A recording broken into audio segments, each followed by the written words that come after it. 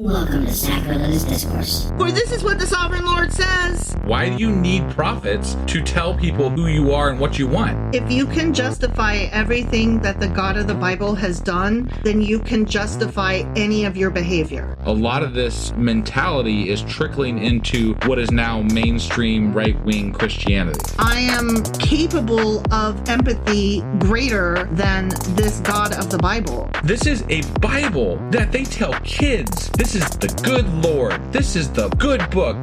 He is fantasizing about murder, mass murder. Head over to sacrilegiousdiscourse.com right now to find out how to leave us a review or support us on Patreon.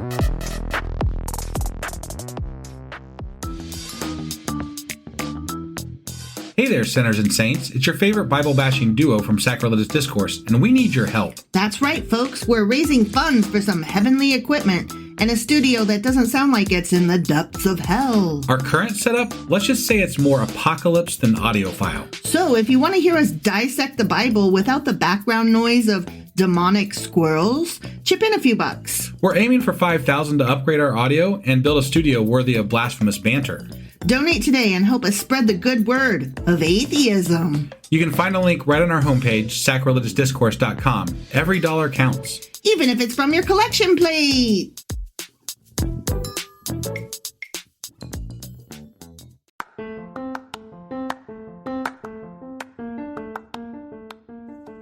Hey you, welcome to Sacrilegious Discourse. I'm husband. I'm wife. And together we're reading the Bible. Starting with Genesis and eventually ending with Revelations, we're working through every book and offering our atheist 2 cents. Or shekels. Yeah, those. We're asking questions and pointing out all the nonsense. We aren't academics or scholars. Nope. In fact, when it comes to religion, we really don't know anything at all. What we've learned so far is that God's a dick. Oh, he really is, isn't he? If you're interested in how we reached this startling conclusion, maybe start from episode 1. Otherwise, jump in anywhere. It's all good. Yep.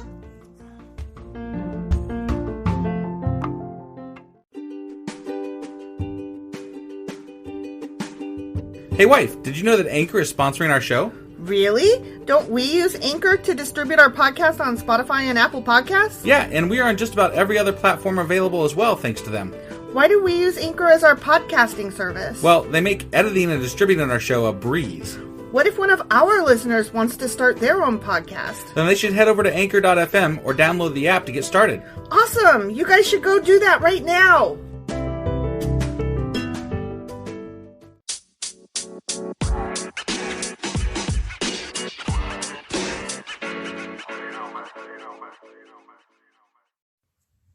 Husband! Wife.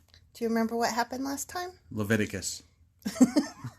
Yes, we started Leviticus. But Or Leviticus. Oh, I like that. That's how you taught me how to spell it. Yeah, it's true. I was like, how do you spell it? And you're like, Leviticus. It's true. Yeah. It's true. That was very helpful, by the way. You're welcome. Yeah, thanks. But do you remember what happened in the Leviticus? I remember Moses was back. Yeah. That's all you remember? The end. It was the rules about the oils and the animals. That's right. The how to slaughter them. Yeah. And shit. Yeah. Yeah. And that was pretty much it. And God wants to replace your death with an animal's death. Right. Or something along those lines. And a pleasing aroma to the Lord. Right. And yeah. Incense and stuff. Yeah. So that was, yeah. That's pretty much it. Okay. So now we're going to learn more rules apparently in Leviticus chapters 3 and 4. All right. Awesome. And make sure you guys join us on sacrilegiousdiscourse.com.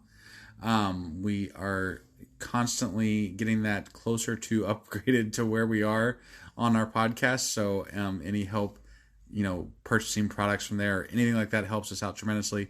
Definitely love it. Sacrilegiousdiscourse.com. All right, let's go do Leviticus 3 and 4. 3 and 4. 3 and 4. Here we go.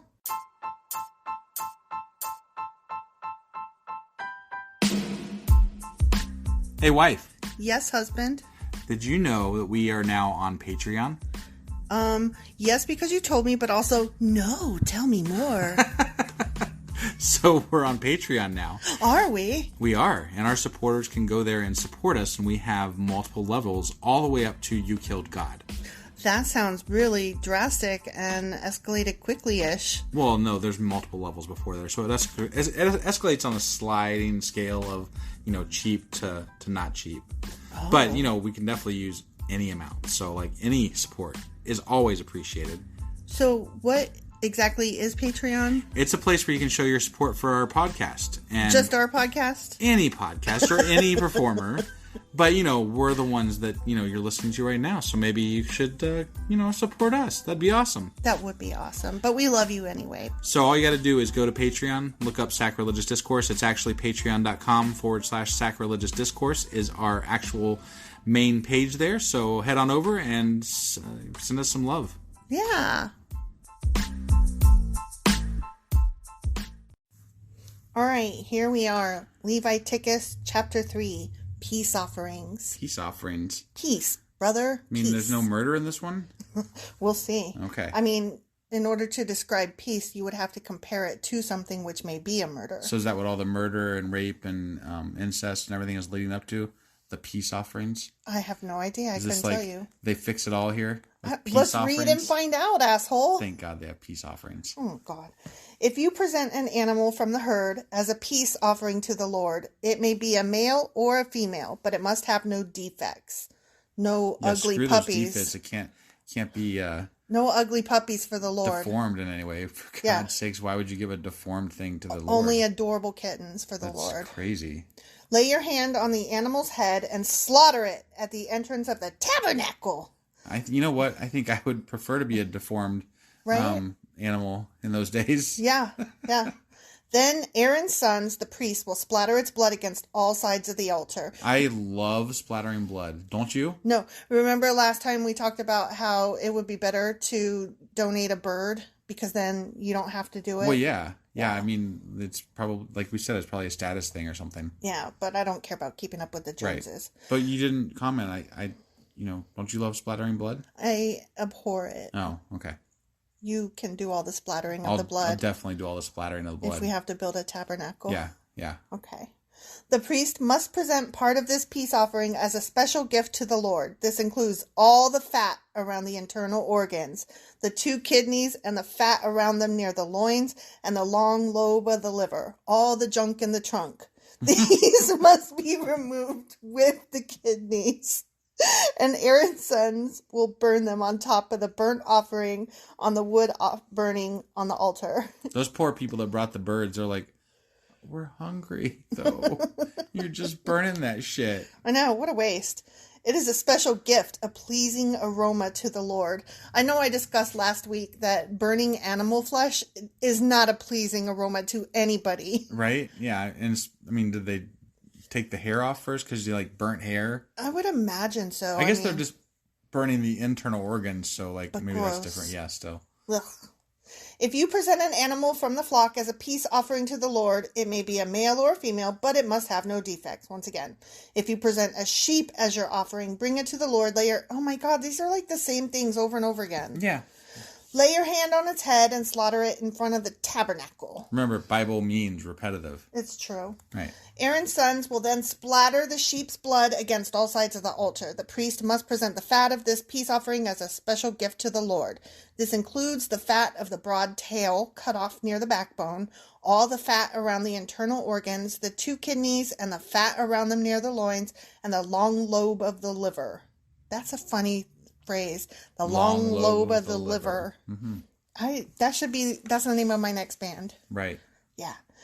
These must be removed with the kidneys, and the priest will burn them on the altar. It is a special gift of food presented to the Lord. If you present a goat as your offering, bring it to the Lord, lay your hand on its head, and slaughter it in front of the tabernacle. Aaron's sons will then splatter the goat's blood against all sides of the altar. I feel like we're on repeat here. Well, we just discussed that. I know, but it's like literally just repetitive. I'm just curious, honestly, about what makes them decide whether you do it on the north side, or you do it on the east side, or you do it on all the sides. That is true. I was wondering the same thing. Like, that's very interesting. Like, that sounds, again, very pagan. Right. Like, north, south, east, west type stuff. I'm just wondering, like, on the one hand, I would think that it has to do with the rising and setting of the sun, but I do specifically recall that there was a time that they splattered the blood on the north side. Right. Which, obviously, the sun neither rises nor sets in the north. Yeah. So, what's that about? And why all the sides? I don't know. I mean... Is it just arbitrary, or... I'm sure that there's some reasoning behind it somewhere, but it's definitely not spelled out in the Bible. Right. And I'm betting that it's carryover from pagan rites. Right, I'm sure so you're right. So therefore the meaning is going to be lost in some pagan rite that was handed down, and they're handed down orally. And they're utilizing this tradition in Christianity, so therefore it's not going to spell it out, because if they spelled it out, they'd be spelling out a pagan rite. That's true. That is true. So we all just accept the rules of hopscotch, throw the rock, and jump. Yeah. Okay. The priest must present part of this offering as a special gift to the Lord. This includes all the fat around the internal organs, the 2 kidneys, and the fat around them near the loins, and the long lobe of the liver. The long lobe of the liver. The long lobe of the liver. It's hard. Mm-hmm. These must be removed with the kidneys, and the priest will burn them on the altar. It is a special gift of food, a pleasing aroma to the Lord. All the fat belongs to the Lord, motherfucker. Is it a pleasing aroma to the Lord? You must never eat any fat or blood. This is a permanent law for you, and it must be observed from generation to generation, wherever you fucking live. Well, I guess I'm screwed, because I kind of like the fat sometimes. Never eat the fat or the blood. I wonder if Christians living today understand that they are breaking the Bible when they eat a rare steak. When they eat fat or blood. Yeah. Yeah. So, like, all the time. Yeah. Yeah. Yeah. That is a rule. Generation to generation. Don't do that shit. Yeah. Make sure. They keep doing it. Yep. Well, I mean, it's... You got to live by the Bible, but only the parts of the Bible that you want to live by. Right, right. And that's very, very important to being a Christian, is making sure you live exactly by the Bible, but only the parts that you like. And also to tell everybody that you're doing it right. And yeah. that everybody else is doing it wrong. Right. I was going to say, you got to make sure that you tell people that they're doing it wrong, and the end that they're going to go ahead and burn in hell. Yeah, definitely. That's definitely very, very important to say. Yes, definitely. Oh, and write letters and send them to people randomly. Oh my gosh, we should talk about that. Drop things in their doors and stuff. We have received, since we moved into this house, actually, we've lived here a few years, but in the last year, I would say, we have received 2 letters from random people inviting my husband, not me, to church. Handwritten letters to my husband from women. And I got to tell you, I'm not a jealous God, but I am. Are you claiming you're a God? I'm not a jealous God, but I am. thought you were going to go with jealous wife there, not God. No, but okay. I am rather peeved that some woman thinks that she can just handwrite a letter to my husband and invite him any fucking where, anywhere. Church, a bar, I don't give a fuck. Who the fuck do you think you are that you can just do that? My favorite is when you're working retail and somebody hands you $1 million bill. Oh, God. That's got the, like, invite and all the stuff for church on it. Yeah. And, like, praise God, blah, blah, blah, blah, blah. Or, like, whatever. Around Easter time when you get the pamphlets in your door. Are you saved? Right. Jesus Christ, he is risen. Wasn't there the one person that came to our door one time and they're like, yeah. And you told him that we had a church and he was like, yeah, right. Yeah. And I was like, excuse you? Apparently we just exude anti-Christianity. Yeah. I mean, based on what that person's reaction was. I was trying to be polite. Like, I didn't want to just say, no, motherfucker, get off my porch. I was just trying to be, like, non-confrontational, like, thank you for the info, we already have a church. Yeah, and he was like, yeah, right. And I was like, excuse me? You came to my porch. Oh, come on. You know these people have nothing better to do than, like, drive past people's houses to spy on them to make sure that they're not going to church and shit. They probably drive past our house on their way to church and they're like, they're always home on Sundays and da-da-da-da-da. Like, who gives a fuck? Let me burn. Mind your own damn business. I choose to burn. Just let me. All right, we should probably move on to, like, that was the next chapter, the end of chapter 3. Yeah, right. Let's move on to chapter 4. See you guys in a minute.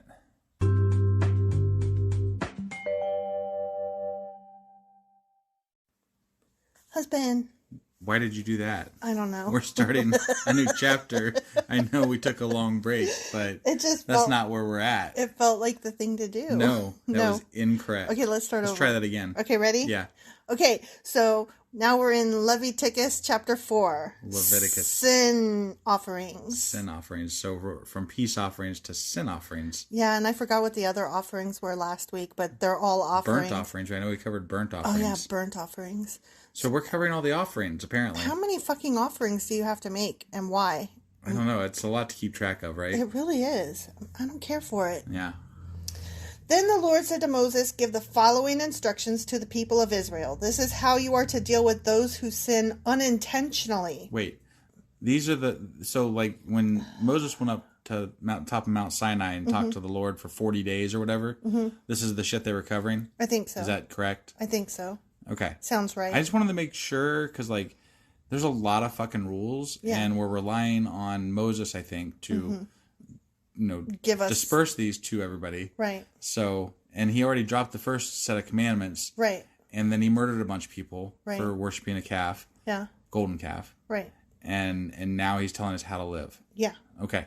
Yeah. I just wanted to be clear, make sure I got that all straight. I think you are correct. Okay. I'm no pro, though. So. Right. I mean, just in case everybody out there doesn't know, we read this completely off the cuff. We've never read the Bible before. Ever. And we don't do research on it. So if we sound uninformed and dumb, we pretty much are. We are, definitely. But also, so is the Bible.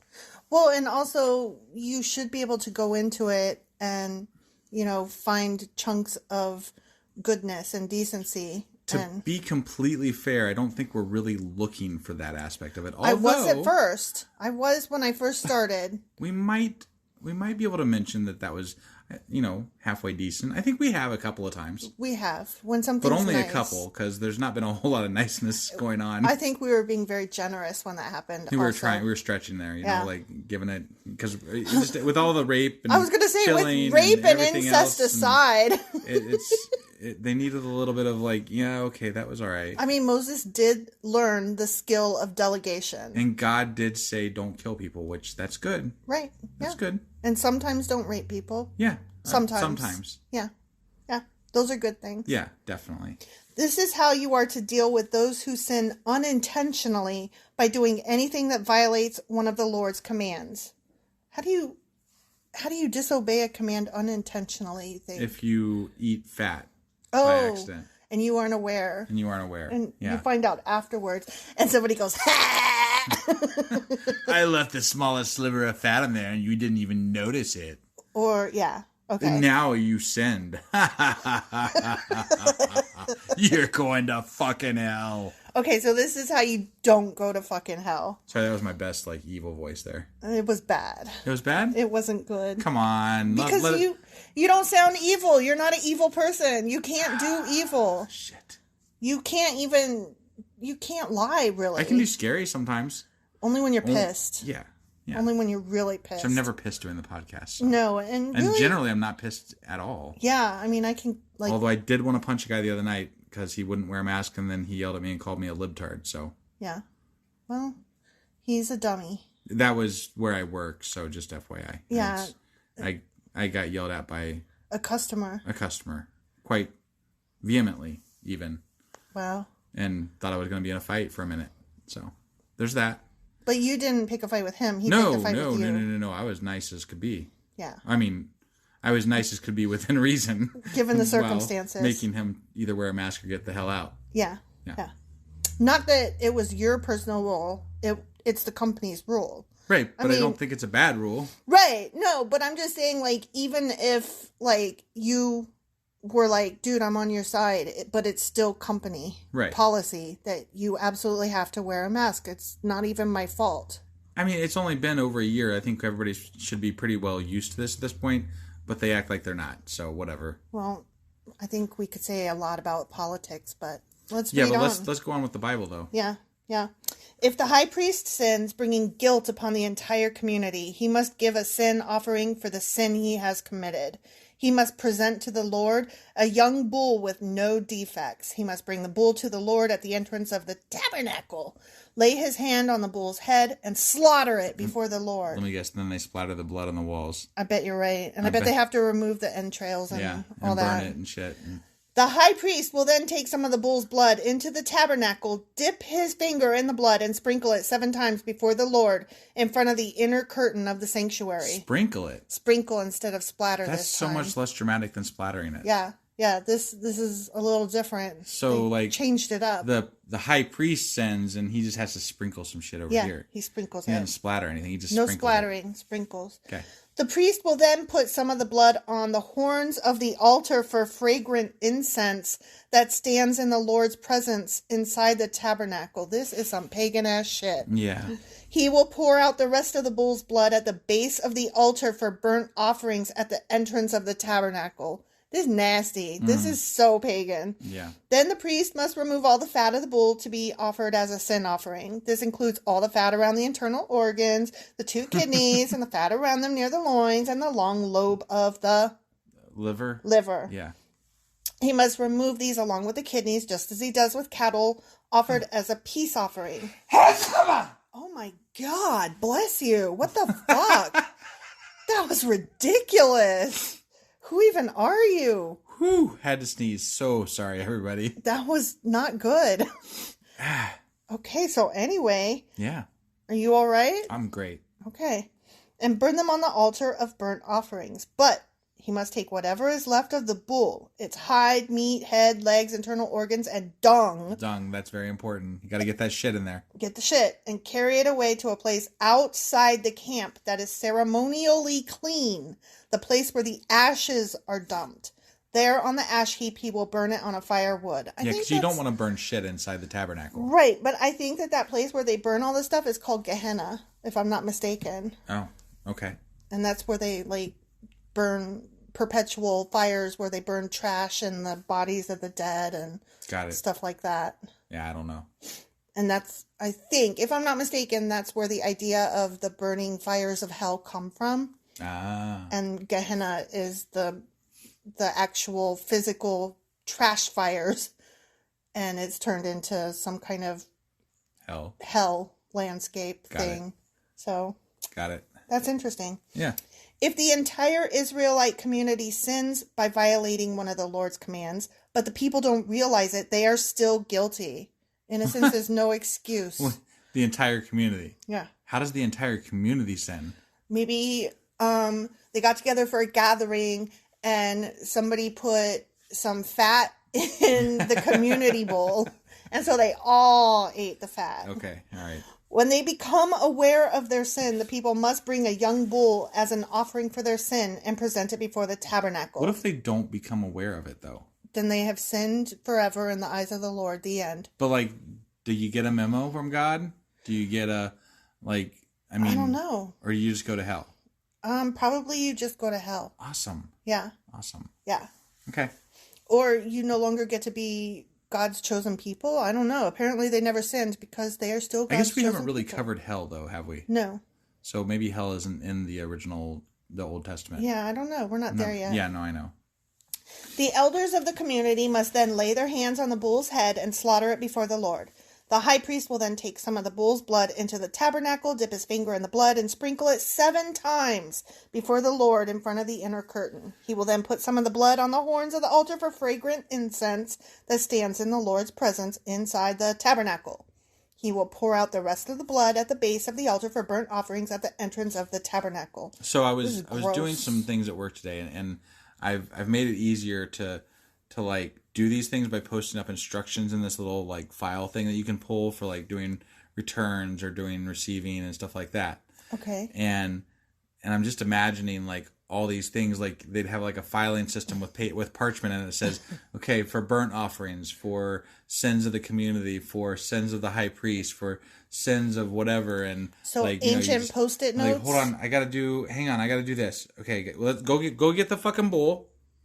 And okay, hold on. Is my machete with me? No? Grab that. All right. Am I wearing the right robes? Hold on, I got to cut its fucking head off. Okay, there. I got that. All right, now we got to finger. Is it sprinkle or splatter the fucking blood? Oh, and am I doing the sticking my finger in, or are you guys? Are you sure you got this right? I need to be absolved of my sins. Oh God, is it the north side or all the sides? Don't fuck this up for me. Yeah. Then the priest must remove all the animal's fat and burn it on the altar, just as he does with the bull offered as a sin offering for the high priest. Through this process, the priest will purify the people, making them right with the Lord, and they will all be forgiven. Then the priest must take what is left of the bull and carry it outside the camp and burn it there, just as is done with a sin offering for the high priest. This offering is for the sin of the entire congregation of Israel. Damn. If one of Israel's leaders sins by violating one of the commands of the Lord his God, but doesn't realize it, he is still guilty.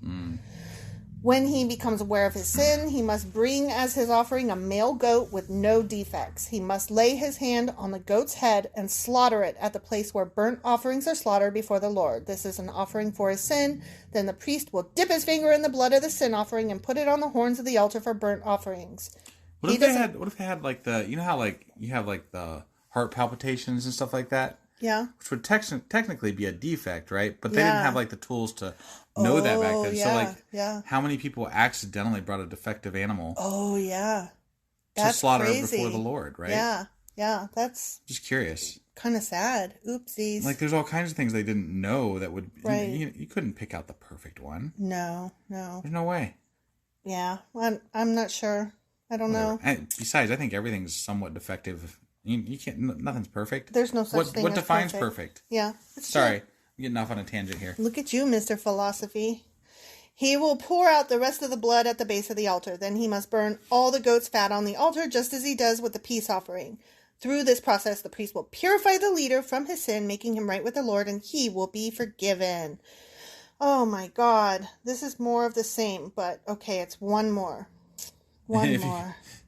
Ready? Okay. All right. If any of the common people sin by violating one of the Lord's commands, but they don't realize it, they are still guilty. Of course. When they become aware of their sin, they must bring as an offering for their sin a female goat with no defects. See, there's so many like just slight variations. Yeah. It gets really confusing. It really does. Hopefully they have like a an advocate that comes out and like, okay, a lawyer. You did this sin. A solicitor. You need to get this together, and this together, and then come to the tabernacle, okay? Yeah, just do these steps, and then I'll come back and I'll tell you what to do. I'm just imagining there was like, there's Moses over here. He's the guy that kind of started the whole thing. And then there's Aaron and his sons. And then they must have hired somebody to like keep track of the rules. Let people know which sin they did. Because how the hell could you keep track of all this shit? I mean, if it was your job, you would. I guess. They must lay a hand on the head of the sin offering and slaughter it at the place where burnt offerings are slaughtered. Then the priest will dip his finger in the blood and put it on the horns. So these last two, they don't have to do any splattering or sprinkling. Oh, really? Yeah. They just only take the blood and put it on the horns. He will pour out the rest of the blood at the base of the altar. Well, that's a little cleaner. It's weird, though. Like, what? Why? I don't know. If it's certain people... We went people, from splattering to sprinkling to... skip it all together? Yeah, just to putting some on the horns. Then he must remove all the goat's fat, just as he does with the fat of the peace offering. He will burn the fat on the altar, and it will be a pleasing aroma to the Lord. Through this process, the priest will purify the people, making them right with the Lord, and they will be forgiven. If the people bring a sheep as their sin offering, it must be a female with no defects. It seems stupid that they would waste a female, because the females are necessary. Like, you only need a few males per dozen females. Right. And it seems like really stupid to get rid of a female animal. I mean, the whole thing really seems pretty stupid. Yeah. This doesn't seem like scientifically, biologically, socially, economically sound.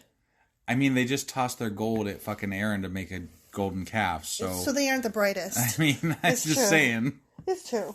They must lay a hand on the head of the sin offering and slaughter it at the place where burnt offerings are slaughtered. Then the priest will dip his finger in the blood of the sin offering and put it on the horns of the altar for burnt offerings. He will pour out the rest of the blood at the base of the altar. Then he must remove all the sheep's fat, just as he does with the fat of a sheep presented as a peace offering. He will burn the fat on the altar on top of the special gifts presented to the Lord. Through this process, the priest will purify the people from their sin, making them right with the Lord, and they will be forgiven. The end. Okay. Do you feel enlightened? No. No. Do you feel more confused and, like, bewildered and like, what the fuck and why? I mean, why? You know that trope where people fall asleep in church, right? Yeah. So I feel like this is why it happens, because you're literally sitting here listening to the same damn thing over and over and over again. And it's so fucking boring. Like, not only does it not make sense, not only is it stupid, not only is it arbitrary, but then you have to listen to it over and over again. Right. Yeah. That's ugh. Right. I don't think they covered. I've been to church before. I don't remember them covering stuff like this. I don't either. I feel like these are the parts of the Bible that they're like, this is too boring to cover. We're just never going to touch this shit. Ever. Right. Unless we have to go back to slaughtering animals, then maybe we'll pull out the rules. I guess. But whatever. Ugh. All right. Well, I think we're done. We are. Yeah? We're done. Okay. We're done. Let's just get out of here then. Yeah. We'll see you guys next week for Leviticus chapters 5 and 6. Leviticus.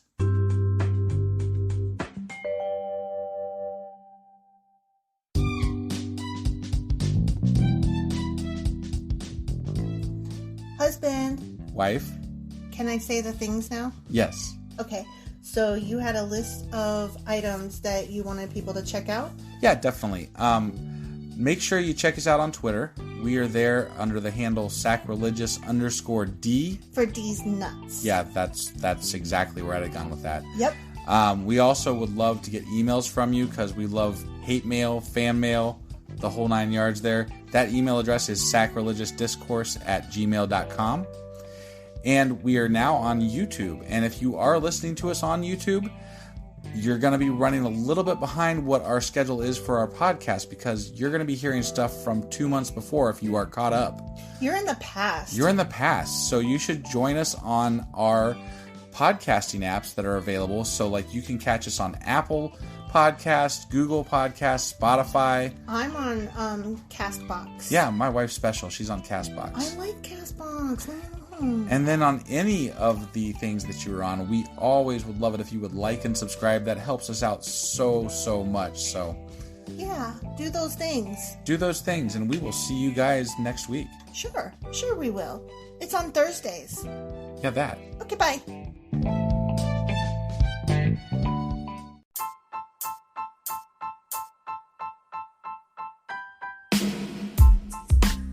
Hey wife, I guess that's the end?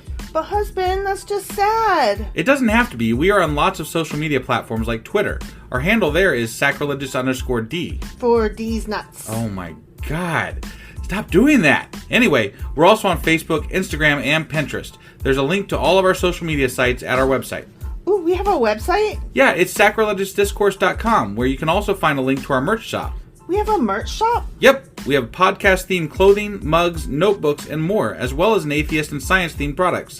Wow, our fans should really go check that out right now. Definitely. They can get in touch with us by sending an email to sacrilegiousdiscourse@gmail.com. But before they do that, we could really use some help. Oh yeah? With what? Well, it's not free running the podcast, and we need some financial support in order to get better equipment, which will free up time so we can concentrate on our podcast and our fans. Okay, so what should they do? Head over to patreon.com/sacrilegiousdiscourse and sign up as a contributor on our podcast. Supporters there receive additional bi-weekly episodes that we record just for our Patreon members for as little as $2 a month. Also, we'd really appreciate it if you would like and subscribe on whatever platform you're using. And Apple Podcast reviews help us out tremendously. Like and subscribe. Leave an Apple review. Join us on Twitter. Support us on Patreon. That's a lot of instructions. Don't forget to say thanks. Thanks. Okay, bye.